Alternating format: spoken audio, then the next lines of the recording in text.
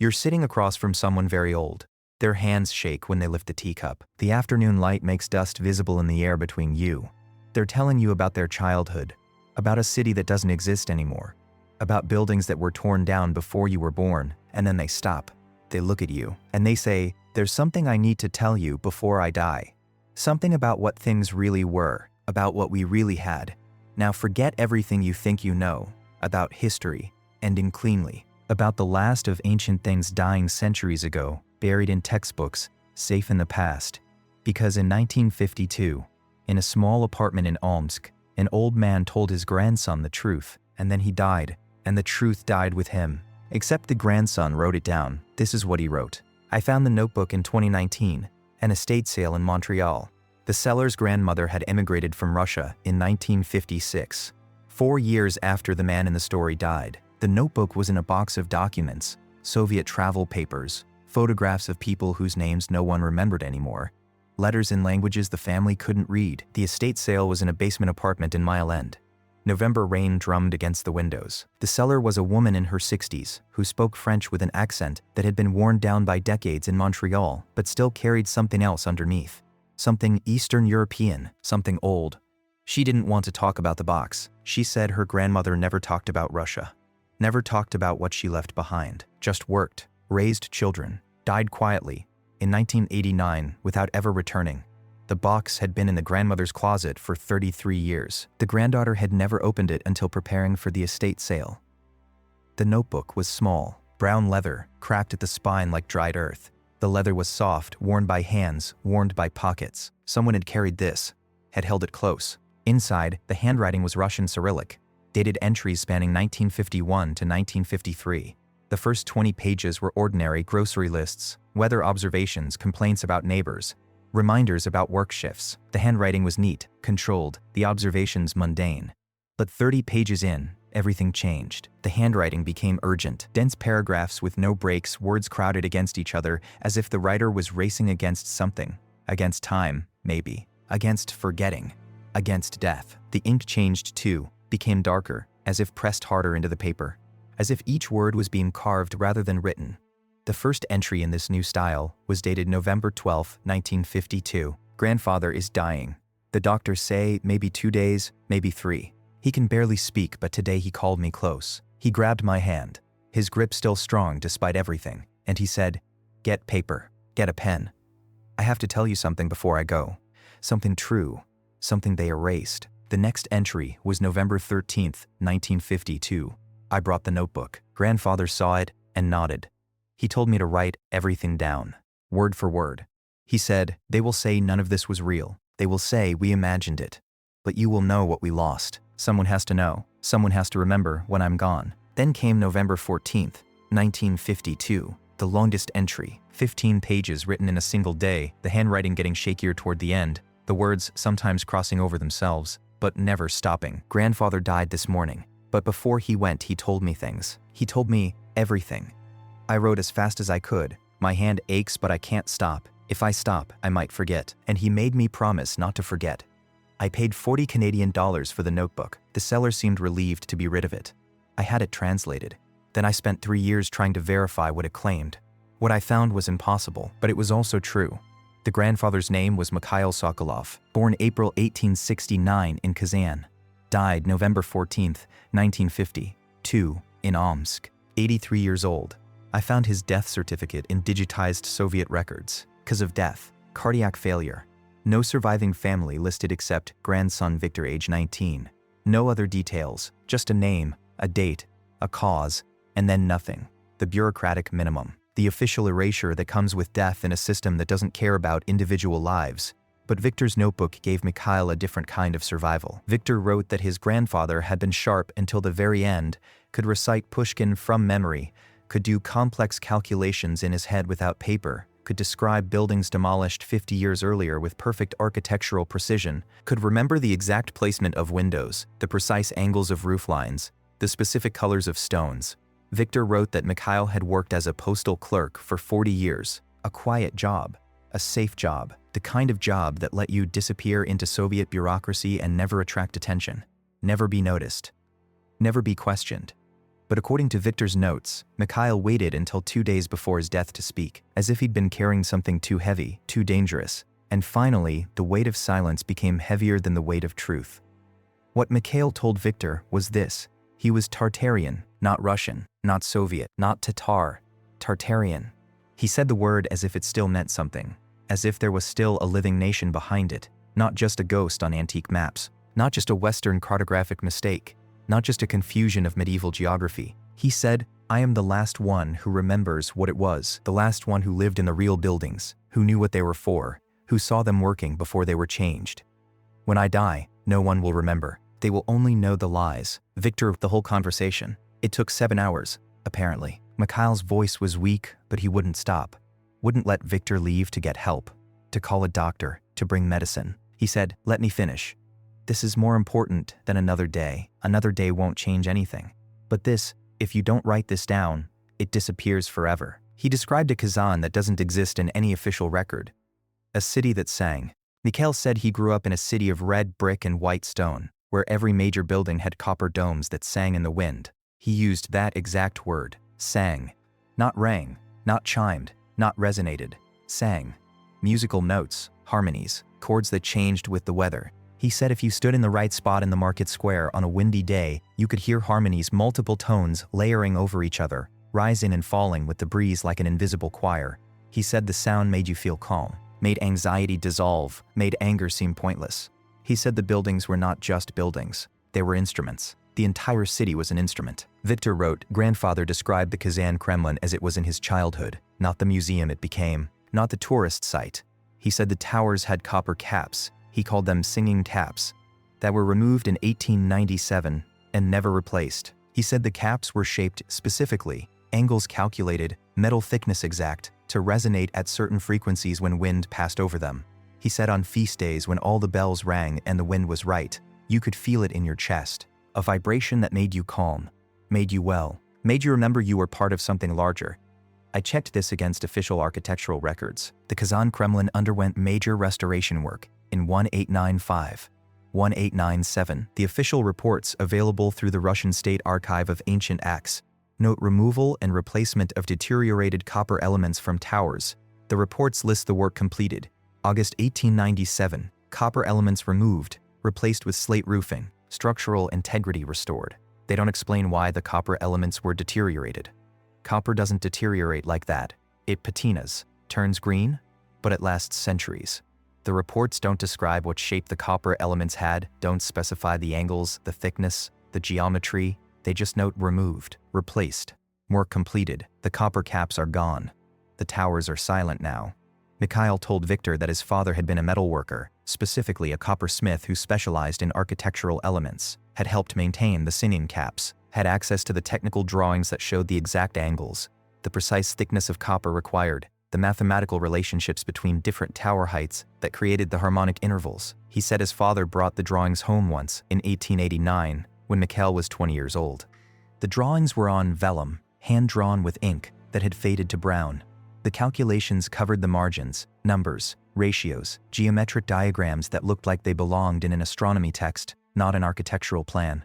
His father said the drawings were very old, older than Russia, from the time before, from when people knew things we've forgotten. Mikhail asked what that meant, the time before. His father wouldn't explain, just said before it all changed, before we forgot what the buildings were for. In 1918, Mikhail's father was arrested during the Red Terror. His workshop was searched. The technical drawings, all of them, decades of work, were confiscated. He disappeared into a prison in Sviazhska and never came back. No trial, no explanation, just gone. Mikhail was 49 years old when this happened, old enough to remember every detail, old enough to know exactly what was being erased, old enough to understand that asking questions would mean joining his father in prison. So he stayed quiet, got a job as a postal clerk, kept his head down, survived. For 34 more years, he stayed quiet, until the day before he died. I found 7 other accounts, different cities, different years, same pattern. St. Petersburg, 1934. A woman named Anastasia Volkov wrote to her sister in Paris. The letter survived because the sister kept everything, a habit of emigrants, saving every scrap of the homeland. The letter is now in a private collection in Lyon. I found a reference to it in a catalog of Russian émigré papers. I contacted the collector. He sent me a photograph. The letter was dated March 15, 1934, written in careful script on thin paper. Anastasia wrote, "They are changing the buildings again. The old stone circles around the foundations, the ones grandmother called boundary stones. They're digging them up and hauling them away. The workers don't know what they are. They think they're just old foundation stones, worthless. But grandmother told me those stones were placed intentionally. She said they regulated something, though she could never explain what exactly. Just that without them, the city breathes wrong. I don't know what she meant, but I feel it now. The air feels different since they started removing them, heavier, less alive." The letter ends abruptly. Anastasia Volkov disappears from all records after April 1934. No death certificate in Leningrad records. No deportation record. No prison record, at least none that have been digitized. Just gone. Her sister in Paris wrote back 7 times over the next 2 years. The letters were returned marked addressee unknown. Tobolsk, 1929. A school teacher named Dmitry Petrov was arrested for anti-Soviet propaganda and mystical thinking. His crime, according to the NKVD file I found in the Memorial Society's digitized archive, was telling his students that the old city had purposes we no longer understand. The file quotes his classroom lecture from March 1920, "Our ancestors knew things we've forgotten." Look at the old buildings, the proportions, the placements, the relationships between structures. These were not random. These were not merely aesthetic. The buildings remember even if we don't. They were built to do something. To serve a function we've lost the language to describe. 3 students reported him. He was arrested the next day. Sentenced to 10 years hard labor. Destination Solovki, the prison camp on the White Sea. He died in transit. July 1929. Age 46. Cause of death listed as dysentery. The file includes a note from the interrogator. Subject showed signs of delusional thinking regarding buildings and historical knowledge. Recommended psychological evaluation. Evaluation not completed due to subject's death in transit. Samara, 1945. A civil engineer named Ivan Krasov wrote a report about post-war reconstruction. The report was supposed to be purely technical, assessing which buildings could be salvaged, which needed demolition, which required repair. But in section 7, page 23, Krasov wrote, "Several buildings scheduled for demolition show unusual foundation structures inconsistent with known Russian architectural practices of any period. The foundations extend to depths of 8.12 meters, far deeper than necessary for structural support. The foundation stones are arranged in circular patterns rather than linear footings. Some stones show evidence of metallic inclusions, copper or bronze elements embedded within the limestone. Purpose unknown. Recommend preservation for further study before demolition proceeds." His recommendation was denied. The demolition order came through in January 1946. The buildings were torn down in March 1946. Ivan Krasov wrote another report in September 1946. I found both reports in the Samara Oblast archive. The second report made no mention of unusual foundations, made no mention of metallic inclusions or circular patterns. The writing style changed entirely, became purely technical, purely descriptive, with no analytical observations or recommendations for study, as if someone had edited his curiosity out, or warned him that curiosity was dangerous. Yekaterinburg, 1923. An Orthodox priest named Father Grigory kept a diary. The diary survived because it was hidden in a church basement, discovered during renovations in 1997, donated to the local historical society. Entry from June 1923. The Bolsheviks ordered the removal of the church bells yesterday. All of them. Not just from our church, from every church in the city. They say it's to melt them down for metal. But the commissar, who oversaw the work, seemed more interested in the bells themselves than their metal value. He measured them, wrote down the dimensions, asked the bell ringers which tones they produced. Why would he need to know the tones if he's just melting them down? Entry from July 1923. Old Marfa came to confession today. She's 87 now, barely leaves her house. But she came to tell me something. She said her grandfather was a bell founder in the old days, before the Soviets, before the Empire even. She said the bells were tuned, not just to sound pleasant, but tuned to specific frequencies that her grandfather called the healing tones. She said when all the bells in the city rang together, the sickness Lafitte. She said epidemics would come to other towns but spare Yekaterinburg. She said this was known. This was why her grandfather's work was considered sacred. Not just religious, sacred in an older sense. Necessary. Entry from August 1923. They took Marfa today. I don't know why. She's an old woman who speaks to almost no one. But 2 men came to her house and took her away. Her neighbor said they asked if she had any papers from her grandfather, any drawings or writings about bells. She said no, they took her anyway. No further entries mention Marfa. Father Grigori himself disappears from records in 1924. 4 people, 4 cities, all saying the same thing. The old buildings were something else, were more than they seemed, had purposes we've forgotten, and asking questions about them was dangerous, fatal usually. Mikhail told Victor about the language. This part of the notebook runs for 6 pages. Victor's handwriting becomes even more cramped here, as if he was trying to fit as much as possible onto the page, as if he knew he was running out of time. Mikhail said there was a language that some of the old people still spoke when he was a child in the 1870s and 1880s. Not Russian, not Tatar, not any of the minority languages of the Volga region. Something else. He said it sounded superficially like Russian, used similar sounds, similar rhythms. But the grammar was different. The vowels were longer, more varied. And there were words for things that didn't exist in Russian, concepts that required entire sentences in Russian but had single words in this older language. He gave Victor examples. Victor wrote them down phonetically, noting that he was probably misspelling them, that he didn't know if he was capturing the sounds correctly. Crossnota, not just the color red, not just redness, but the frequency of red, used specifically to describe certain bricks. Mikhail said his grandmother would touch a brick and say ito crossnota, and his father would nod and know exactly which bricks to select for a project, the red ones that resonated at the correct frequency. Stoyania, not just standing or remaining upright, but standing in correct relationship, used to describe buildings positioned relative to each other. Mikhail said the old people would look at a new building and say, ono na stoyanie, it is not in standing, meaning its position relative to other buildings was wrong, broke the pattern, disrupted something.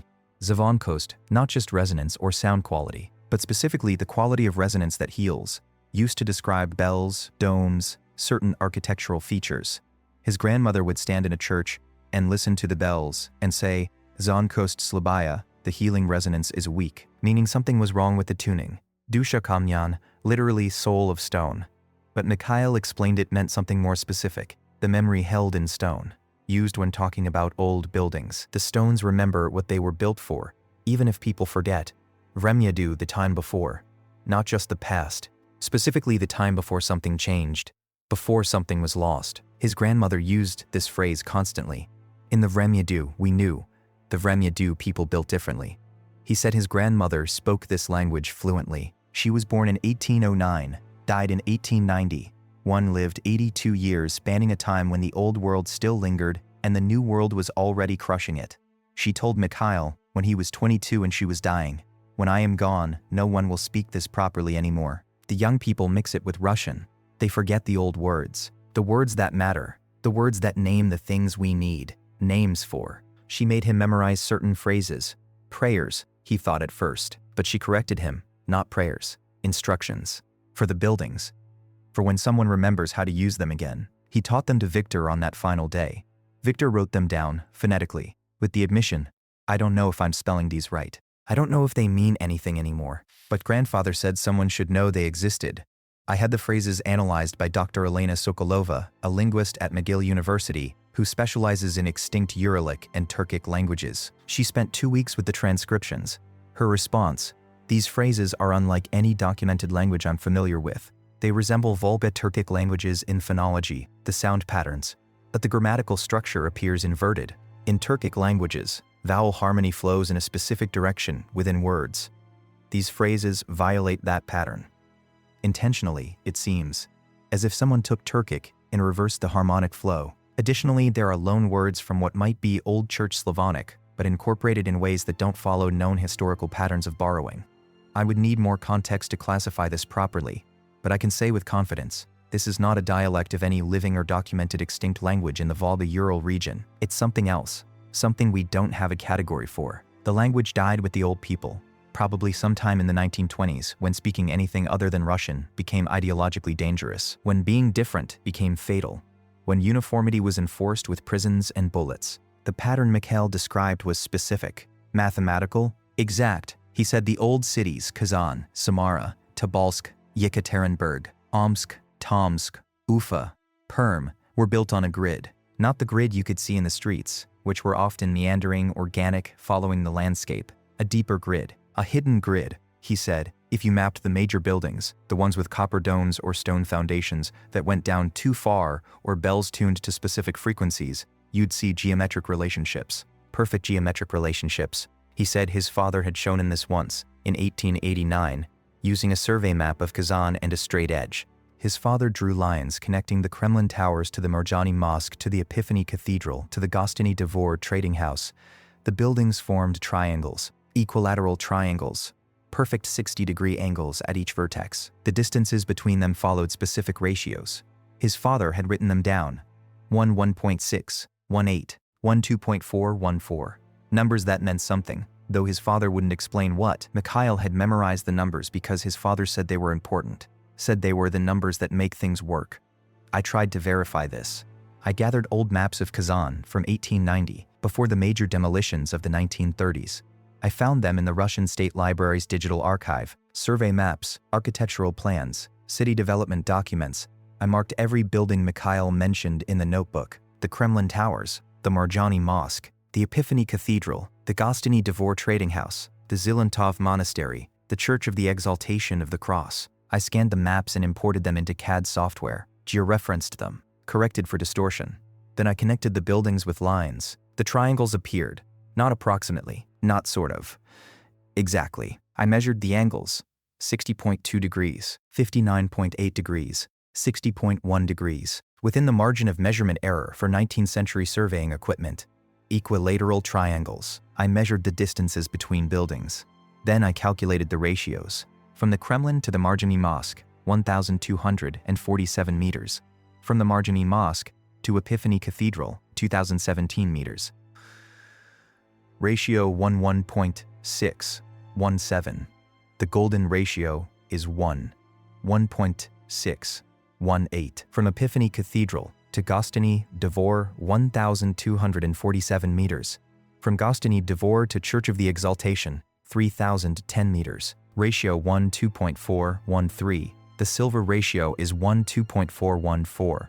The same pattern appeared in Samara. I found pre-1920 city plans in the Samara Oblast archive, marked the major buildings, connected them. Equilateral triangles, golden ratio spacing, silver ratio spacing, Tobolsk, same pattern, Yekaterinburg, before the 1930s reconstructions. Same pattern. Someone designed these cities according to geometric principles. Someone placed the major buildings with mathematical precision across distances of kilometers. And then, starting in the 1890s and accelerating through the 1920s and 30s, those buildings were systematically altered or destroyed. The domes removed, the foundations dug up, the bells confiscated, the geometric relationships broken, the grid shattered. Mikhail told Victor the hardest part to believe. The part that sounds like superstition, like old wives' tales, like the kind of thing an old man might misremember or exaggerate. Except he didn't misremember. He was specific. He gave dates, numbers, observations. He said the buildings did something, not metaphorically, not symbolically, literally, physically, measurably. He said they regulated. He used that exact word, regulated, like a thermostat regulates temperature, like a valve regulates pressure, like a governor regulates engine speed. He said, in the summer, even during the worst heat, the old city center was cool, not shaded, cool. The air itself was different near the old buildings. It moved differently, felt different on your skin. In winter, less snow fell in the city center than fell in the outskirts just 2 kilometers away. You could see the line where the snowfall changed, right at the edge of where the old buildings stopped. He said people were healthier in the old city center, lived longer, fewer epidemics. When cholera swept through the region in 1892, it killed hundreds in the newer districts of Kazan, but barely touched the old center. He said this changed after 1897, after the copper domes were removed from the Kremlin towers. The summers got hotter, the air stopped moving the same way, the winter snow fell evenly across the city, and people started getting sicker more often. He said his mother noticed it first. She was meticulous, kept family records, wrote down births and deaths and illnesses, in a ledger that she'd maintained since her own mother taught her. 3 generations of family health records. She showed the ledger to Mikhail in 1905. He was 36 years old. She was 62. She said, look at the pattern. Before 1897, average lifespan in our family and our neighbors, 68 years. After 1897, 54 years. Infant mortality before 1897, 1 in 10 children. After 1897, 1 in 4. She said they broke something when they took down those domes. They thought it was just decoration, thought it was just metal, but it was doing something, regulating something. And now we're paying the price. Mikhail watched her die of pneumonia in 1908. She was 65. Before 1897, women in her family routinely lived into their 80s. I can't fully verify this claim. Demographic records from Kazan in this period are fragmentary at best. The Russian Empire's record-keeping for non-nobility was inconsistent. The Soviet period's records are more complete, but also more suspect, altered for political purposes, gaps where inconvenient data might have been. The data that does exist shows increased mortality rates in Kazan after 1900, but this is usually attributed to rapid industrialization, increased population density, inadequate sanitation infrastructure. Maybe that's all it was, but I found something else, something that suggests maybe it wasn't. A German architectural journal from 1896, Zeitschrift für Bauingenieurwesen, Journal of Civil Engineering, Volume 44, pages 287, 312, an article titled Akustische Anomalien der Tatarischen Architektur, Acoustical Anomalies of Tatar Architecture. The author was an engineer named Wilhelm Schäfer from the Technical University of Dresden. He had traveled to Kazan in 1895 as part of a Russian government initiative to catalog historical architecture before modernization. He spent 6 months there, made detailed measurements, took photographs, analyzed the acoustic properties of the Kremlin complex and several other major buildings. His paper is 26 pages long, highly technical, full of diagrams, mathematical calculations, frequency analysis. The key passage is on page 303. The builders of these structures possessed knowledge of harmonic acoustics, far in advance of current European science. The copper dome assemblies function as Helmholtz resonators, acoustic cavities tuned to specific atmospheric frequencies. Each dome is tuned to a different fundamental frequency, but the frequencies are related by precise harmonic ratios. 1, 1.6, 1, 8, 1, 2.4, 1, 4, 2, 3, etc. When wind passes over the dome structures, standing waves are established. These waves interact with each other, creating interference patterns that appear to modify local atmospheric pressure patterns over a radius of approximately 2-3 kilometers. The combined system appears designed to create a stable acoustic environment that dampens pressure fluctuations and maintains atmospheric equilibrium. For what purpose, I cannot determine. The local populations claim health benefits, but these claims resist quantification. What is undeniable is the engineering sophistication, the precision of tuning, the coordination across multiple structures, the mathematical relationships embedded in the architecture. This suggests knowledge of wave mechanics and atmospheric physics that should not exist in structures this old. The paper was published once, February 1896. It was never cited, never referenced in subsequent architectural or engineering literature. Wilhelm Schäfer published nothing else after this paper. I searched every German technical journal from 1896 to 1920. Number other papers by Wilhelm Schäfer. I searched university records. Number Wilhelm Schäfer, teaching at Dresden, after 1896. I searched German census records, death records, immigration records. Wilhelm Schäfer disappeared. A respected engineer publishes a paper describing advanced acoustic engineering in Russian architecture, then vanishes from all records. Either he stopped working, stopped publishing, and moved somewhere that left no paper trail, or someone wanted him quiet. Mikhail died before he could tell Victor everything. The notebook has a final entry from Victor, dated November 16, 1950, 2 days after grandfather died. 2 men came to the apartment. They wore civilian clothes, but they moved like soldiers. They said they were from the Ministry of Culture, showed identification cards I couldn't read clearly. They held them up and put them away too quickly. They asked if grandfather had left any papers, any drawings, any documents about old buildings or old languages. I said no. I thought they would leave. They didn't leave. They searched the apartment, methodically, professionally. They looked in places I would never have thought to look, inside the linings of coats, under floorboards, inside the stuffing of the mattress. They found grandfather's books. Old books, some of them.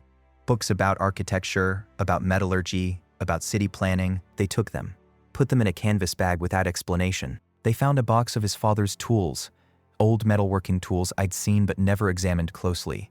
The tools had markings on them, symbols I couldn't read, not Cyrillic, not Tatar, something else. They took the whole box. One of the men, the older one, with gray hair and a scar on his left hand, he looked at me for a long time. Then he said, "It's better not to talk about old superstitions. Better to remember your grandfather as a loyal Soviet citizen. Better to forget the rest." The other man said, There are no such things as Tartarians. There is no lost knowledge. There is only Russia and history as approved by the ministry. Do you understand? I said I understood. They leaf-eat, but I understood the real message. Say nothing. Write nothing. Remember nothing. Or disappear like grandfather's father disappeared. Like everyone who asked questions disappeared. So I will write this down. I will keep it hidden, but I will not speak of it. Not here, not in this place where curiosity is punished and truth is dangerous. Victor never spoke about it again, according to family stories passed down to his granddaughter. He emigrated to Canada in 1956, during the brief window when Soviet emigration was slightly less restricted, brought the notebook but never showed it to anyone, never translated it, never explained what it contained. His granddaughter found it after he died in 2007. She didn't read Russian, didn't know what it said, didn't know it mattered, put it in the estate sale box, and that's how it ended up in Montreal, in a basement in Mile-End, in my hands. In 2019, 67 years after Mikhail Sokolov died, the last person who remembered what the buildings really were, what they really did, what was lost when they were changed. I went to Kazan in 2021, the air already cold, the leaves already fallen. I stayed in a hotel near the Kremlin, modern, efficient, identical to hotels in any Russian city. No character, no memory. I walked through the Kremlin on my first morning. Tourist crowds, guided tours, information plaques explaining the history, the official history, Catherine the Great, Ivan the Terrible, the conquest of 1552, the architectural restorations of the 19th-20th centuries. No mention of singing domes, no mention of geometric patterns, no mention of health benefits or atmospheric regulation. I stood where Mikhail said you could hear the harmonies, in the market square, equidistant from 3 towers. I stood there for an hour, waiting. There was no singing, just whined over slate roofs, just the sound of tour guides explaining simplified history to tourists who wouldn't remember it tomorrow. Just silence where harmony used to be. I found the foundations of the Gostiny Dvor trading house. It was demolished in 1933 during Stalin's reconstruction of Kazan. The site is now a parking lot, but if you know where to look, if you examine the ground carefully, you can see the outline. The foundations are still there, buried under asphalt, and 70 years of forgetting. I got permission. It took 3 weeks of bureaucratic navigation to examine the foundations. The city dug a small exploratory trench as part of a pipeline project. I was allowed 15 minutes of observation before they filled it back in. The stones were limestone, cut in blocks that weighed, by my rough calculation, about 12 tons each. No mortar, just friction-fit precision. The stones cut so exactly that no binding material was needed. I measured what I could in 15 minutes. The proportions matched Mikhail's descriptions exactly. The depth matched what the German engineer Wilhelm Schaefer had described in 1896. The official history says the Gostiny Dvor was built in 1770 by local merchants, using local labor and conventional construction methods. The stones say something different. They say someone who understood weight distribution and load-bearing physics and acoustic resonance placed them, someone who knew what they were doing, someone who had knowledge that shouldn't exist in 1770. Or maybe the building wasn't built in 1770. Maybe it was built earlier, much earlier, and someone in 1770 just claimed it, relabeled it, attributed it to themselves. The stones don't say when they were placed. They just sit there, silent, holding weight, remembering. I talked to an old woman who sold flowers near the Kremlin gate. I bought carnations and asked if she'd heard any stories about the old buildings, about what they used to be like before renovations. She looked at me for a long time. Her eyes were blue, faded with age, but still sharp. She didn't answer immediately. Then she said, in Russian, "My grandmother said they used to sing. The towers." She said you could feel it in your bones. A vibration that made you calm. That made you remember you belonged somewhere. I asked if her grandmother had told her anything else. The flower seller glanced around, checking if anyone was listening. Then she leaned closer. Grandmother said people were different then, before they changed the buildings. She said people lived longer, were healthier, less angry. She said the buildings did something to the air, made it good for people. She paused. Then, but that was a long time ago, before the war, before everything changed. Grandmother died in 1963. She said it was better not to talk about old things, said it brought trouble. I asked if she believed it. She shrugged. Does it matter what I believe? The towers are different now. Whatever they were, they're not that anymore. She wouldn't say anything more, turned back to her flowers, arranging them in their buckets, done with questions. The questions that remain. Who were they? The Tartarians. Not the Mongol confederation that history remembers. Not the medieval Turkic tribes. The other ones. The ones who built cities on geometric principles. Who spoke a language with words for frequencies and resonance. Who understood something about sound and stone and human health that we've forgotten? Were they an empire? A civilization? A network of city-states? Mikhail called them Tartarian, but was that their name for themselves? Or was it a name others gave them? A name that got confused, mixed up with other names, until it meant nothing specific anymore. The maps from the 1600s and 1700s show Tartary covering huge areas of Central Asia and Siberia. But the maps are inconsistent. The borders change. The descriptions are vague. Western cartographers drawing maps of places they'd never visited, filling in blanks with rumors and speculation. Were the Tartarians those map makers' confusion? Or were they real? And the confusion is intentional, later obfuscation to hide what was there. What did the buildings do? Regulate, Mikhail said. Atmospheric pressure patterns, health, longevity, emotional stability. Through acoustic resonance? Through geometric relationships that created standing waves in the atmosphere? Modern physics recognizes that sound waves can create pressure, can move air, can even levitate small objects under the right conditions. But city-scale atmospheric modification through architecture, that's not in any textbook. Either the Tartarians understood physics were only beginning to rediscover, or what they did wasn't physics as we understand it, was something else, something that doesn't fit our categories. When did they end? Gradually, Mikhail suggested, the knowledge fading across generations, the language mixing with Russian until the old words were lost, the technical understanding dying with the craftsmen who maintained the buildings. The timeline seems to be slow decline through the 1800s, accelerated erasure in the 1920s and 30s, final death in 1952 when Mikhail died. But when did it start? When did the decline begin? The copper domes came down in the 1890s, but were they already not being maintained properly before that? Were the skills to repair them properly already lost? Maybe the Tartarians were already mostly gone by 1800, and the 19th century was just watching the last remnants die. Why were they erased? The systematic removal of copper domes, the demolition of foundations, the confiscation of technical drawings, the arrests of people who asked questions, the intimidation of Viktor Sokolov in 1952. Someone wanted this forgotten, wanted it erased thoroughly enough that even asking questions became dangerous. Why? Ideological uniformity? The Soviet state couldn't tolerate the idea that something older and possibly better had existed before? Or something more practical? The buildings did something, and someone didn't want that something to continue? Or fear of knowledge they didn't understand? Fear of power they couldn't control? Who still knows?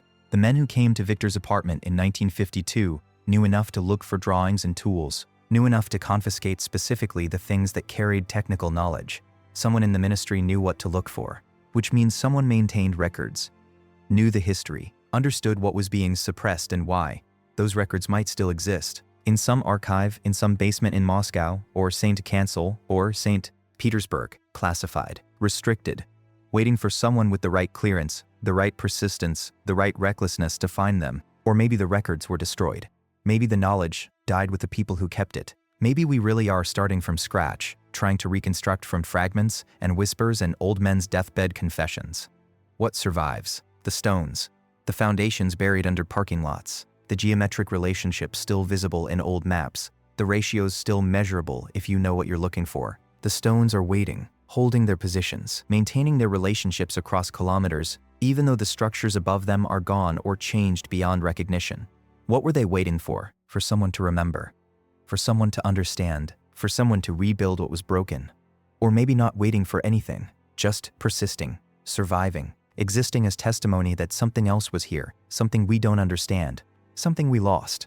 I think about Mikhail Sokolov often, 83 years old, dying in a small apartment in Omsk, carried memories of a city that sang, of buildings that breathed, of a civilization that knew things we've spent a century trying to forget. He held it as long as he could, stayed silent as long as staying silent kept him safe, stayed alive, survived Stalin, survived the war, survived decades of Soviet normalization that erased difference and punished memory. But at the end, silence became unbearable. Truth became more important than safety. Legacy became more important than survival. So he told his grandson, and his grandson wrote it down, and the notebook survived.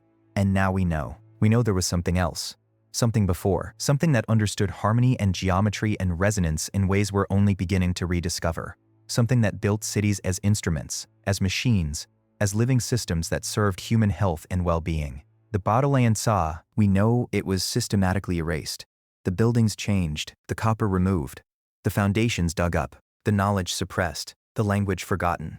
The people who remembered arrested or intimidated into silence. We know the last person who truly remembered, who lived in the real buildings, who heard them sing, who knew what they were for, died in 1952. But we also know this: the stones remain. The foundations persist. The geometric relationships are still there, buried under parking lots and modern construction, and 70 years of deliberate forgetting. The ratios are still visible if you know how to measure. The patterns are still there if you know how to look. The machine is broken, but the pieces are still there. Maybe someone will figure out how to put them back together. Maybe someone will understand the mathematics, decode the ratios, learn what the buildings were designed to do, and how they did it. Maybe someone will rebuild the singing domes, will retune the city, will make it breathe correctly again. Or maybe Mikhail Sokolov really was the last one, the last person who knew, the last person who remembered, the last person who carried the truth. And what he knew died with him. Except for 30 pages in a brown leather notebook. Except for the grandson who wrote it down. Except for the estate sale in Montreal where history survived as an accident. Sold for $40 to someone who cared enough to ask questions. Except for you, now, reading this, knowing that something was lost. Something real. Something that mattered. Something that might have made us healthier, calmer, longer lived. Something that understood how stone and metal and geometry could serve human flourishing. The buildings remember, even if we don't. The stones are still in position. The ratios are still there. The machine is broken, but the blueprint persists in the foundations. Someone just has to remember how to read it. Listen, the silence itself is speaking. The absence is testimony. What was erased leaves a shape in its erasing. And that shape is still visible if you look carefully enough, if you measure precisely enough, if you ask the dangerous questions.